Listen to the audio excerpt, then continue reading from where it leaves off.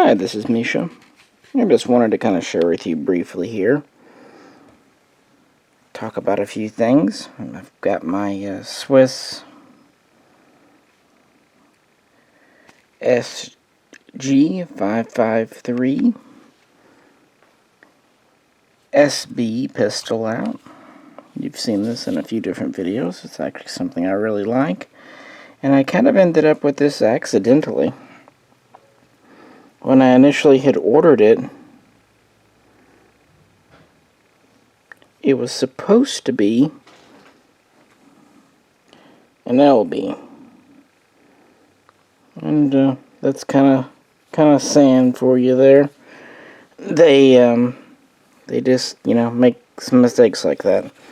And to JDI's credit, to Dave's credit, I wasn't obligated to buy it, but figured, you know what, these are hard enough to get. I'm not going to risk it. And actually, at least one time after this, I thought I was going to be getting an LB, and I didn't. Now you can see in another video where we have the flat dark earth and heavy metal LBs. But yeah,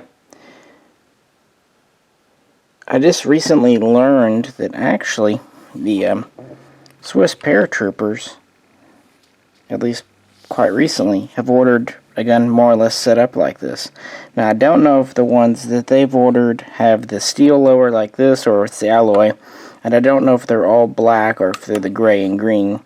But the main thing is they are the 9-inch barrel, or actually 8.9, threaded, and they have this folding front sight.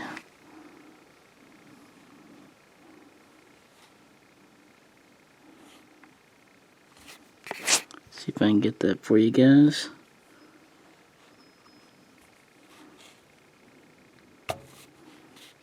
Pretty neat, I think. It's a hooded diopter. It's a little smaller than your standard. And to go with it, we've got a clamp-on diopter in the rear, which they would use so they could easily mount their optics if necessary. This has the modern tactical sling, standard magazine. I have an arm brace on it, which can fold. This has the kind of more traditional Rotex compatible 3-prong flash hider. These are threaded. The barrel's 1/2 by 28. Originally they come with this flash hider here, which, as you can tell, is basically a copy of an M16A2. But yeah, it works, it works. Also, I've got a Swiss stripper clip loader for the magazine, for Swiss mags.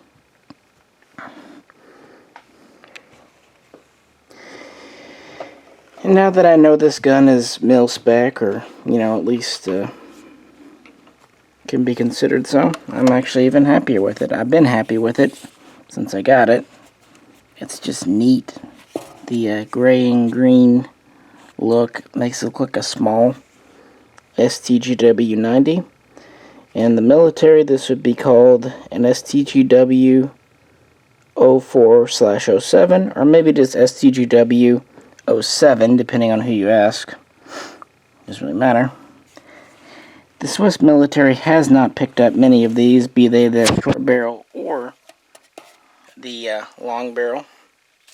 Just a few hundred here and there as they need them. These have always been made by SAN. The 553 was an improved version, kind of based on the original 552, which was developed very late by SIG. But the 553 has only been in production since 2008, and therefore all of these are SAN. Now, you'll look here at the ejection port. You'll see a nice scuff here. That is intentional. Well, not intentional, but that's just part of it, because that's where the brass bounces off and ejects. Some people put tape there or Velcro. I don't see the point.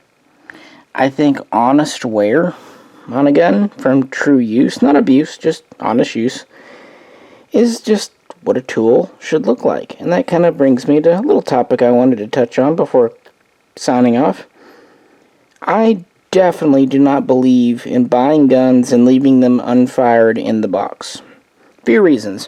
One, I've been selling guns for a decent amount of time now, and if a gun is truly rare, truly collectible, truly desirable, someone really isn't going to care if it's absolutely unfired in the box or well taken care of but fired occasionally. Now, obviously, completely untouched in the box will still bring a little more money. I'm not saying it won't, but it won't bring as much as you think. To hear people talk, you would kind of get the impression that it doubles the value. It doesn't. It maybe adds a 10% premium, if even that, maybe 5. Now, balance that out with just enjoying shooting guns and, getting to know them. I've met so many collectors that don't even shoot their guns and therefore never really get to know them, their idiosyncrasies, their, little quirks. What's the point of owning something if you don't actually enjoy it? It'd be like having a nice car and never taking it out of the garage. I just don't understand it. And I think life's too short. Anyway, if you're wanting to invest your money, I'm sorry, but there are better things than firearms. Firearms aren't the worst, for sure. They at least retain value better than other things in this world. But there are plenty of things that appreciate better and faster than a gun. So really, if you're going to get into guns, get into the shooting and the mechanics of it. I mean, especially guns like these Swiss guns or maybe HKs. And your nice high-end guns, they're so fun. They're so pleasurable to shoot and smooth. And you're really just missing out. You're doing yourself a disservice. And just buying something for someone else to enjoy in the future is also silly. I mean, money's money. You never know really what may or may not be worth a lot in the future. Trying to really guess that is pretty futile. I suggest just buy what you like, shoot it, enjoy it, take care of it, and let the future sort itself out. Last year I sold my Bepper 1V, which when I bought them, they were about $950, $1,000 brand new. I shot at a decent bit, probably close to 1,000 rounds, and I got about 2,200 out of it. At the time, ones that were basically like new in box were bringing about, 2,500. You know what? For the extra 2, 3, maybe 400 I would have made, all the years of enjoying it, I'll take the decrease. I'll lose a couple of $100 to have enjoyed the gun as long as I did. And that's how I feel about these Swiss guns as well. I'm going to continue shooting this just as I do my 5.50 and 5.51 LB. Why not? They'll still be worth something. They'll still be good guns. I mean, the whole point of these things was built to be durable. So they'll hold up just fine. And a little extra scuff and scratch there. Hey, that's just character. And one nice thing about having shot a gun, this applies to some more than others, is if you've shot it, you can sincerely tell someone how reliable it was, how it did for accuracy, all that good stuff. So sometimes buyers will actually pay more to know that a gun works, especially if there's a gun that has maybe a mixed reputation for reliability. So yeah, just my thoughts, and thought I would share. One of my favorite little commando guns. JDI is still bringing these in come 2019. Most of them are kind of a special order deal. So you can kind of configure them how you want. But some of his other guns, like the 550, we're not sure how many more will actually come in.